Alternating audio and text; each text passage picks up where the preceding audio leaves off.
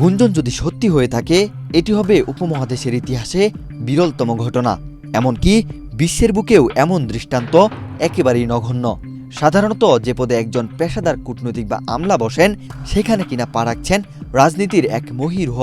৪০ বছর আগে যিনি ভারতের কেন্দ্রীয় মন্ত্রিসভার প্রভাবশালী সদস্য ছিলেন, যার নাম ভারতের পরবর্তী রাষ্ট্রপতি হওয়ার দৌড়ে সবচেয়ে এগিয়েছিল, সেই আরিফ মোহাম্মদ খানকে নাকি বাংলাদেশের হাই কমিশনার করে পাঠাচ্ছে ভারত। হঠাৎ করে এমন আলোচনায় শুধু কূটনৈতিক জগত নয়, 200-র বেশি সার্ভিস ও ফিচারে লেনদেনের সব বিকাশ অ্যাপে সম্ভব। সব মহলেই শুরু হয়েছে তোলপাড়। এটি কি স্বাভাবিক একটি নিয়োগ, নাকি বাংলাদেশের নতুন রাজনৈতিক সমীকরণে দিল্লির বড় কোনো রণকৌশল? আরিফ মোহাম্মদ খান কেবল একজন সাধারণ রাজনীতিবিদ নন, তিনি ভারতীয় রাজনীতির এক গুরুত্বপূর্ণ গেম চেঞ্জার। ছাত্রজীবন থেকে রাজনীতির ময়দান কাঁপানো এই নেতা খুব অল্প বয়সেই কেন্দ্রীয় মন্ত্রিসভায় জায়গা করে নিয়েছিলেন।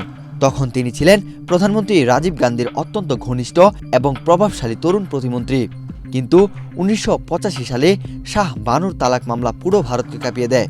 সুপ্রিম কোর্ট যখন মুসলিম নারীদের ভরণ পোষণের পক্ষে রায় দেয়, তখন আরিফ খান লোকসভায় দাঁড়িয়ে সেই রায়ের পক্ষে এমন এক বক্তব্য দিয়েছিলেন যা পুরো ভারতকে চমকে দিয়েছিল। সবাই ভেবেছিল আধুনিক রাজীব গান্ধীর সরকার হয়তো প্রগতিশীলদের পক্ষ নেবে, কিন্তু বাস্তবে ঘটে পুরো উল্টো। মুসলিম ভোট ব্যাংক হারানোর ভয়ে উলামাদের চাপে নতি স্বীকার করেন রাজীব গান্ধী। আর ঠিক তখনই ক্ষমতার মোহ তুচ্ছ করে আদর্শের প্রশ্নে মন্ত্রিসভা এবং কংগ্রেস থেকে পদত্যাগ করেন আরিফ মোহাম্মদ খান। বলা হয়ে থাকে, একসময় আরিফ খানের কথা মতোই চলত রাজীবের সরকার।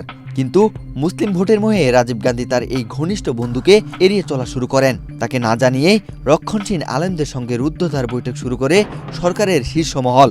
রাজীব গান্ধী যখন সুপ্রিম কোর্টের মানবিক রায় অকার্যকর করতে সংসদে নতুন আইন আনার ঘোষণা দিলেন, তখন আরিফ খান ক্ষোভ ও হতাশায় ঘর ছাড়লেন। ফলাফল যা হওয়ার তাই হলো। ১৯৮৯ সালের নির্বাচনে রাজীব গান্ধীর নেতৃত্বাধীন কংগ্রেসের করুণ ভরাডুবি ঘটে। আর রাজনৈতিক বিশ্লেষকদের মতে এই ধ্বংসের বীজ বপন করা হয়েছিল শাহ বানু মামলায় আরিফ খানের বিদায়ের মাধ্যমেই।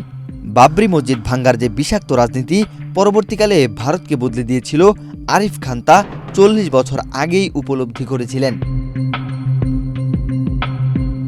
কংগ্রেস ছাড়ার পর আরিফের পথ চলা থেমে থাকেনি। জনতা দল, বহুজন সমাজ পার্টি হয়ে শেষ পর্যন্ত তিনি বিজেপিতে যোগ দেন।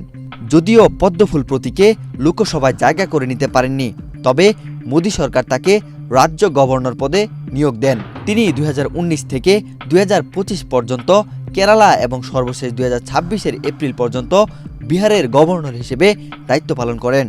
বেসামরিক বিমান চলাচল সহ গুরুত্বপূর্ণ মন্ত্রণালয় সামলানো এই ঝানু রাজনীতিককে কেন আজ রাষ্ট্রদূত হিসেবে বাংলাদেশে পাঠানো হচ্ছে?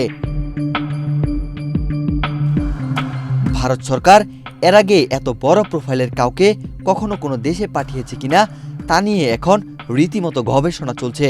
সংশ্লিষ্টরা বলছেন, আরিফ খানকে সম্ভবত ভারতের কেন্দ্রীয় পূর্ণমন্ত্রীর মর্যাদা দিয়ে ঢাকায় পাঠানো হচ্ছে। এর কম দেওয়াটা এই বিশাল মাপের ব্যক্তিত্বের ক্ষেত্রে মানায় না। কেন বাংলাদেশেই এত বড় হাই প্রোফাইল কাউকে পাঠানো হচ্ছে? উত্তরটা খুব গভীর। রাজনৈতিক বিশ্লেষকদের মতে বাংলাদেশ ভারত সম্পর্ক এখন দক্ষিণ এশিয়ার সবচেয়ে স্পর্শকাতর মোড়ে দাঁড়িয়ে। এই সম্পর্ককে আরও ঘনিষ্ঠভাবে রাজনৈতিক প্রজ্ঞা দিয়ে পরিচালনার জন্যই দিল্লি একজন অভিজ্ঞ মুসলিম স্কলার এবং তুখোর রাজনীতিককে বেছে নিয়েছেন। আরিফ মোহাম্মদ খান শুধু ভারতের প্রতিনিধি নন, তিনি হবেন ভারতের একটি কূটনৈতিক বার্তা। বাংলাদেশের বর্তমান সরকারের প্রতিটি পদক্ষেপ এবং জনগণের পালস বোঝার জন্য তার চেয়ে যোগ্য আর কেউ দিল্লিতে ছিল না। এটি ভারতের কূটনৈতিক কৌশলের এক নতুন এবং বড় ইঙ্গিত।